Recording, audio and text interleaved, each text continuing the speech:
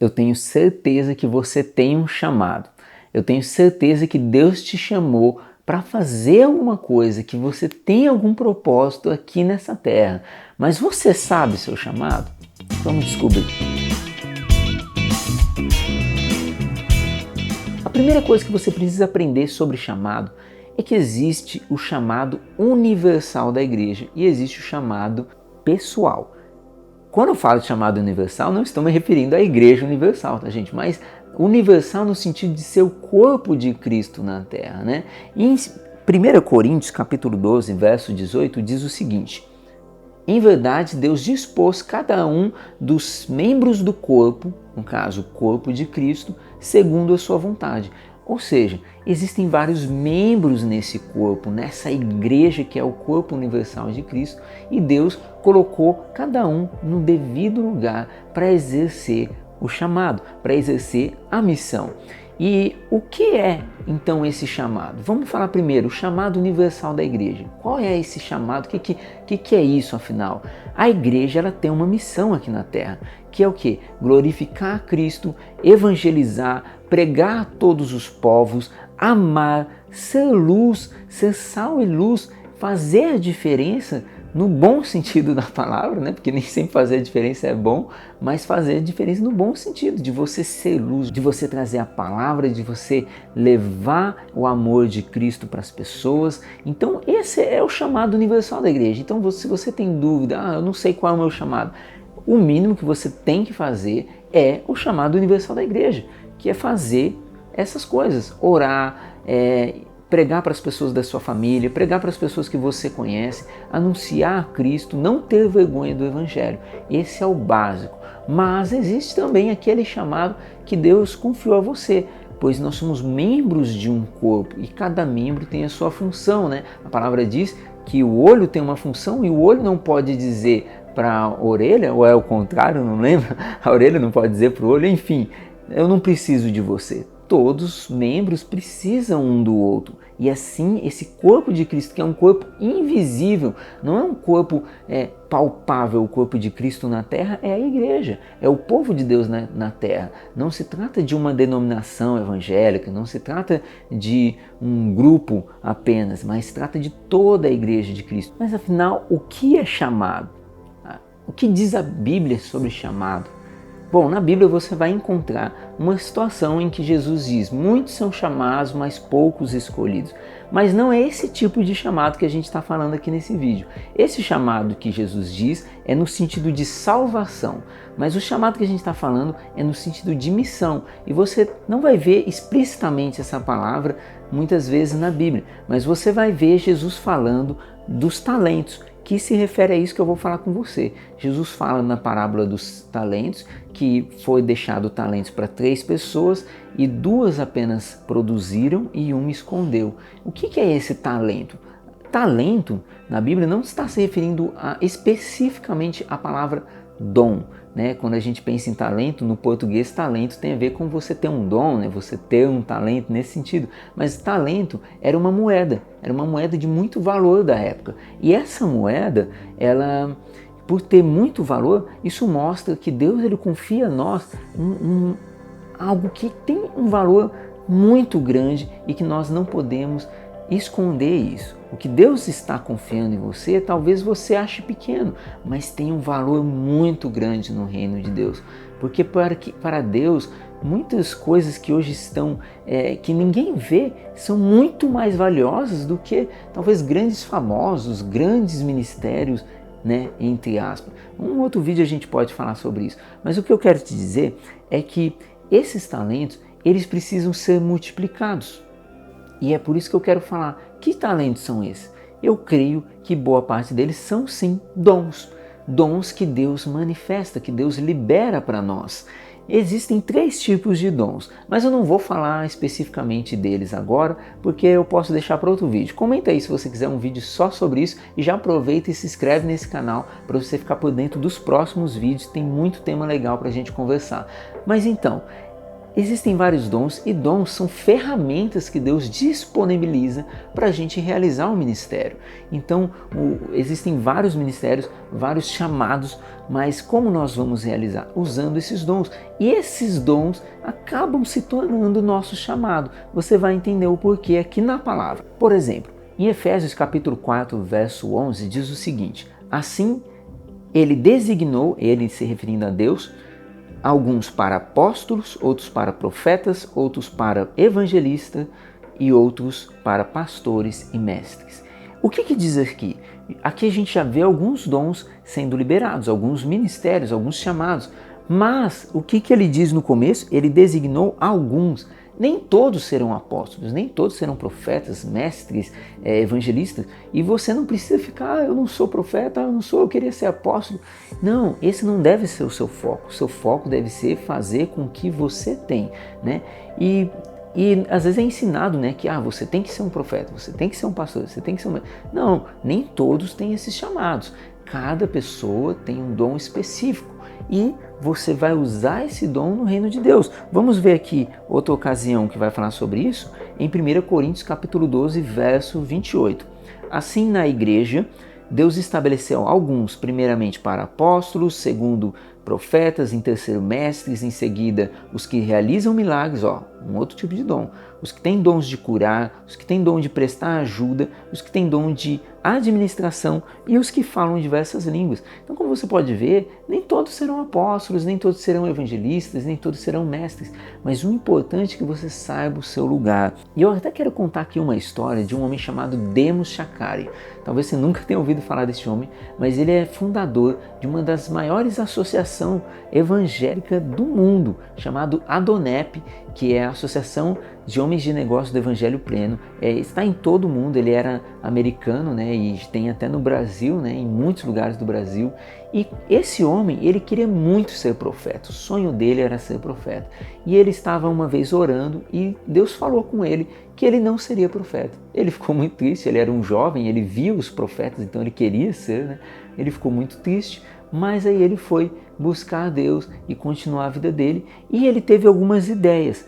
E como ele era um homem muito rico, ele falou: poxa, já que eu não sou profeta, o que eu vou fazer? Eu posso pelo menos fazer eventos e chamar os profetas. Então ele alugou tendas, construiu armações e tal, e começou a fazer eventos evangelísticos, chamando pregadores, evangelistas, pastores, mestres, apóstolos, profetas, para pregar nesse evento que ele realizava.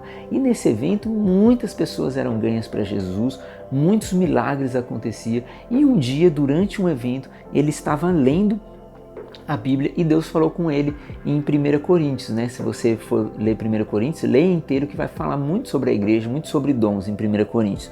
E aí, ele lendo aquilo, Deus falou com ele que o dom dele era de servir. Então, olha que legal, algo totalmente diferente. Então, ele se dedicou àquele dom de servir. Então, ele abriu uma associação onde ele reuniu os ricos para que eles pudessem orar juntos, compartilhar a palavra juntos e servir a igreja com o dinheiro deles e evangelizar outros ricos. Então ele usou o dom que ele tinha de administração, que também é um dom, ele usou o dom que ele tinha de servir, uniu esses dons e construiu o ministério dele. Então você entendeu que chamado é o uso dos dons? Muitas vezes a gente acha que tem que aparecer um anjo e dizer: eis que digo, seu chamado é missionário. Mas missionário não é um chamado para uma pessoa. Missões é um chamado para a igreja. Missões é um chamado para toda a igreja. Às vezes você não vai ir para outro país, mas você vai ter que fazer missões de alguma forma, seja contribuindo. E vamos falar sobre isso agora. Aqui em Romanos capítulo 12, verso 6, fala algo muito interessante. Temos diferentes dons, de acordo com a graça que nos foi dada. Se alguém tem o dom de profetizar, use-o na proporção da sua fé. Se teu dom é servir, sirva. Se é ensinar, ensina. Se é encorajar, haja como encorajador. O que contribui, coopere com generosidade. Se é exercer liderança, que ministre com zelo. Se é demonstrar misericórdia, que a realize com alegria. Então tem dons que talvez você não vai ter. Eu, por exemplo, tenho dons aqui que eu não tenho. Eu não sou, por exemplo, muito da área de misericórdia. O que é a área de misericórdia? Essa questão de cuidar de pessoas, moradores de rua, cuidar de pessoas desabrigadas, cuidar de pessoas viciados em drogas, por exemplo, é uma área que não é meu chamado. Mas não é porque não seja meu chamado que eu não vou fazer nada. Eu auxilio pessoas que fazem isso.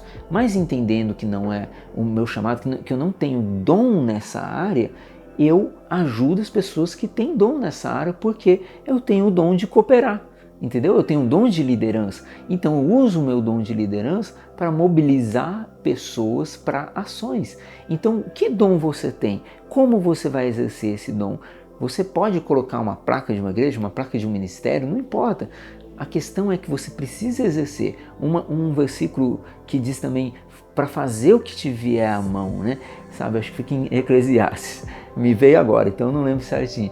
Mas fazer o que te vier à mão. Vem muitas coisas na nossa mão e a gente vai deixando, vai escondendo o dom que Deus deu, o talento que Deus nos deu e não vai realizando nada e aí fica perdido. Qual que é o meu chamado? Qual que é o meu ministério? O que eu faço?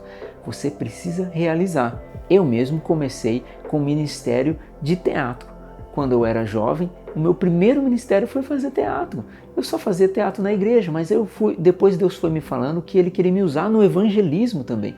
Então, poxa, eu era meio tímido para falar com as pessoas, mas no teatro eu me soltava. Então o que eu vou fazer? Eu comecei a fazer teatro para evangelizar. Fui nas escolas fazer teatro com a minha equipe, fui nas ruas fazer teatro. Depois eu comecei a desenvolver o canto, a composição, aprendi a tocar e outras artes também, dança, né, coreografia. Fui envolvendo tudo que eu fui aprendendo, os dons que Deus foi me dando ao decorrer dos anos, foram anos, e fui colocando em prática. Então fui pregar na rua, fui fazer eventos evangelísticos, tudo conforme Deus foi me capacitando e esses dons foram evoluindo. Hoje eu já não faço mais teatro, mas hoje eu já faço cinema, eu já produzo vídeos, já evoluiu, foi para um nível mais profundo ainda. Então cada vez você vai usando aquele dom e Deus vai confiando mais em você, vai confiando mais para que o seu chamado seja construído.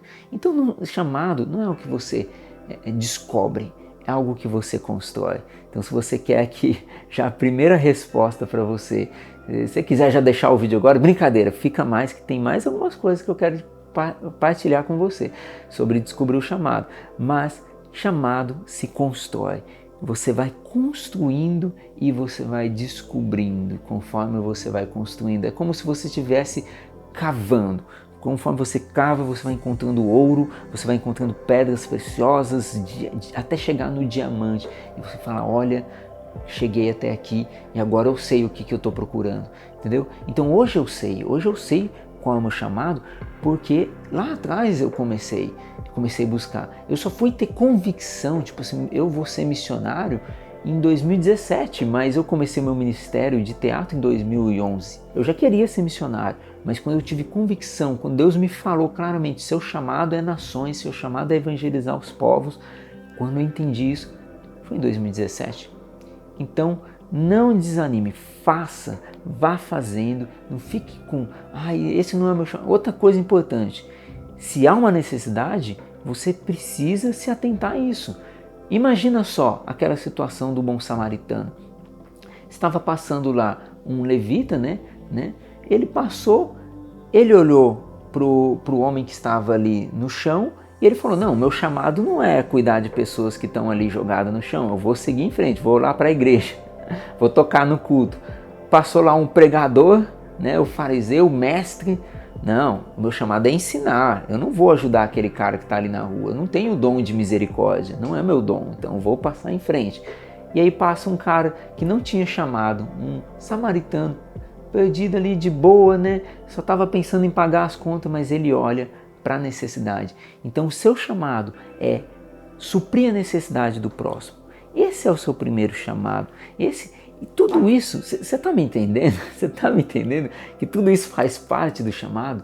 Não adianta você falar, meu chamado é tocar, então só vou tocar.